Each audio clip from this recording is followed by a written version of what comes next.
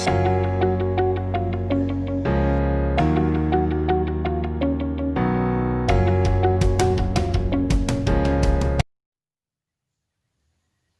learn about simple present tense.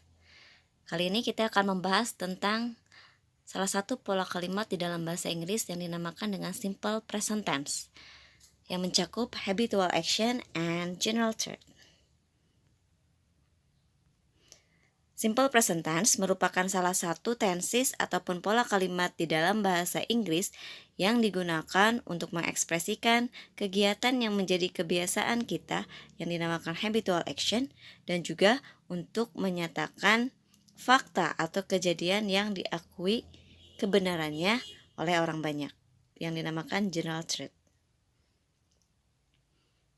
Jadi, contohnya ketika kita akan menyatakan kalimat saya bangun pagi hari. Dalam bahasa Inggris, kalimatnya menjadi I wake up in the morning. Kemudian contoh lainnya, the sun rises from the east. Matahari muncul dari sebelah timur. Nah, itu pola kalimat yang digunakannya adalah simple present tense. Dalam simple present tense terdapat dua jenis kalimat. There are two kinds of simple present tense. The first is nominal sentence and the second is verbal sentence. Yang pertama ada nominal sentence atau kalimat yang tidak mempunyai kata kerja. Dan yang kedua ada verbal sentence atau kalimat yang mempunyai kata kerja. Let's see one by one. Kita lihat satu persatu. The first is nominal sentence.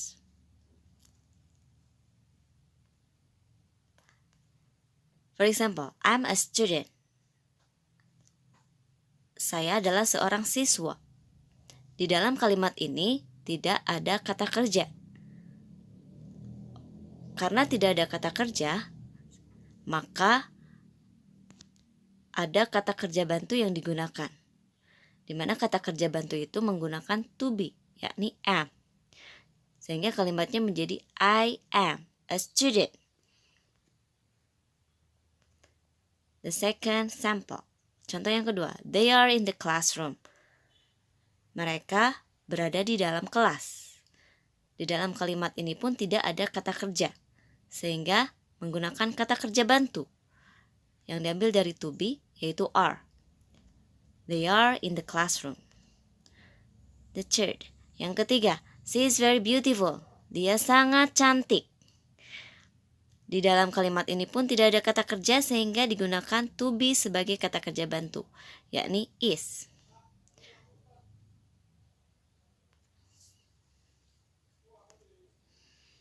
Contoh perubahan bentuk nominal sentence. Perubahan dari bentuk positif menjadi negatif dan interrogative. For example, they are in the classroom. Mereka berada di dalam kelas. Jika dirubah menjadi kalimat negatif, maka ada kata not setelah to be. Kalimatnya menjadi they are not in the classroom. Jadi to be plus not. Jika kalimatnya dirubah menjadi kalimat interrogative atau kalimat tanya, maka to be diletakkan di depan kalimat. Kalimatnya menjadi are they in the classroom? To be dulu, kemudian subject, baru adverb.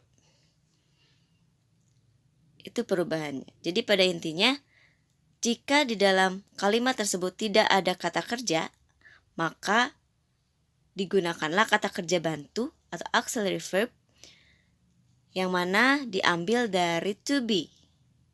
Dan di dalam present tense terdapat 3 macam to be, yakni am, is, dan are. Dan to be tersebut disesuaikan dengan subjek yang digunakan. Here is a pattern of nominal sentence in simple present tense.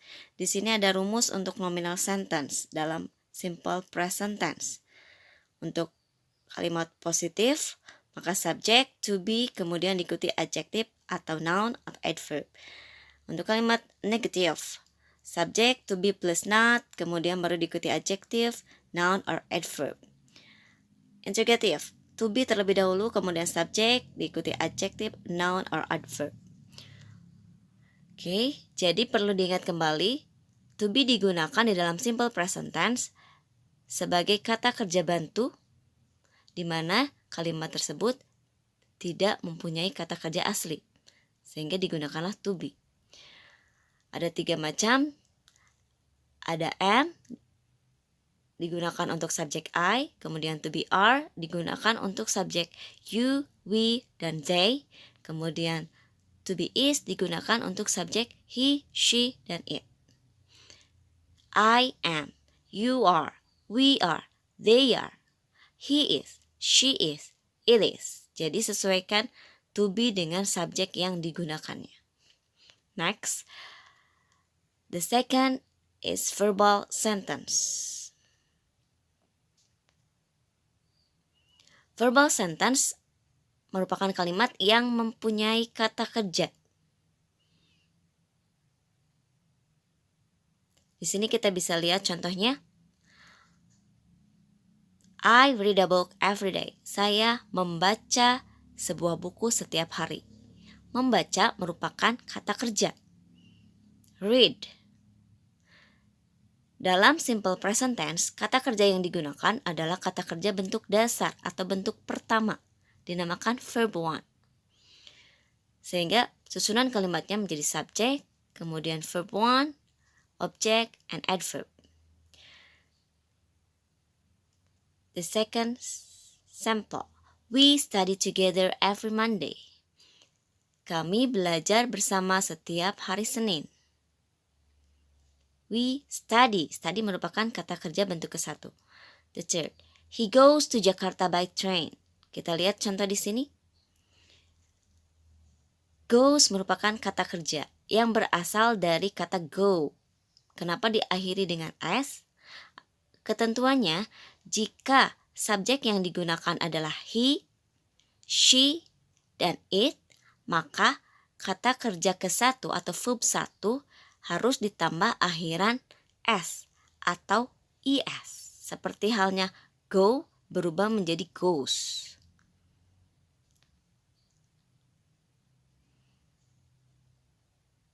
Contoh lainnya. The horse runs very fast. The horse, kuda, berlari sangat cepat. Kuda di sini jika diganti dengan kata ganti sama halnya dengan it. Oleh karena itu, kata kerjanya harus ditambah akhiran s. Sehingga kalimatnya menjadi the horse runs. Runs di sini merupakan kata kerja ke-1 yang sudah ditambah akhiran s. Jadi kesimpulannya, dalam verbal sentence, kata kerja yang digunakan adalah kata kerja bentuk ke-1. Verb one. Akan tetapi, jika subjeknya he, she, ataupun it, maka kata kerja ke-1 tadi harus ditambah akhiran s atau es. Bagaimana kita bisa menambahkan akhiran s atau es? Itu disesuaikan dengan kata kerjanya. Go menjadi goes. Run menjadi runs.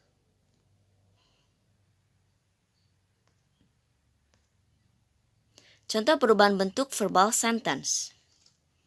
Di sini kita lihat dari positif bentuknya we study together every Monday. Subject, verb one, kemudian diikuti adverb. Jika dirubah menjadi kalimat negatif dan kalimat interrogatif, maka harus ada kata bantu. Kata bantu yang digunakan adalah do ataupun does. Sesuaikan dengan subjek yang digunakan. We do not study together every Monday.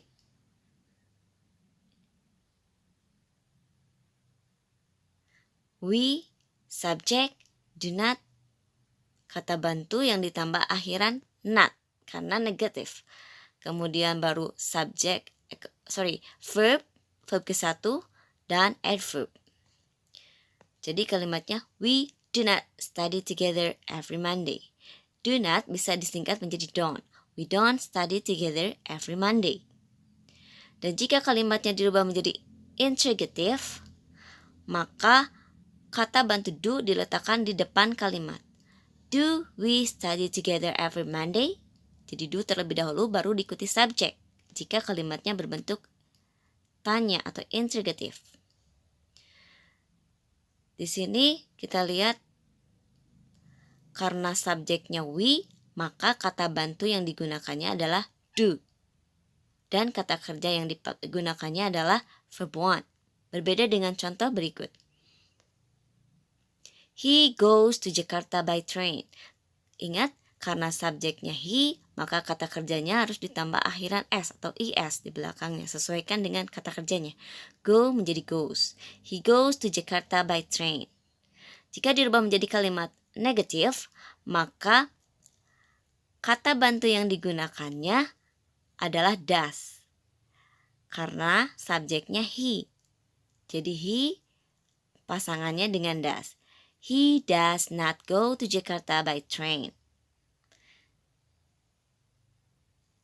Kemudian kalimat interrogative tanya, seperti halnya tadi sudah diberikan contohnya, kata bantunya diletakkan di depan kalimat. Does he go to Jakarta by train? Jadi does he. Kalau tadi di contoh sebelumnya yang digunakannya adalah do we. Sekarang does he.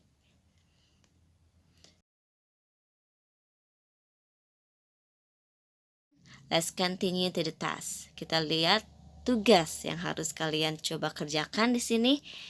Ada 3 nomor. Silakan rubah kalimat tersebut ke bentuk negatif dan bentuk interrogatif.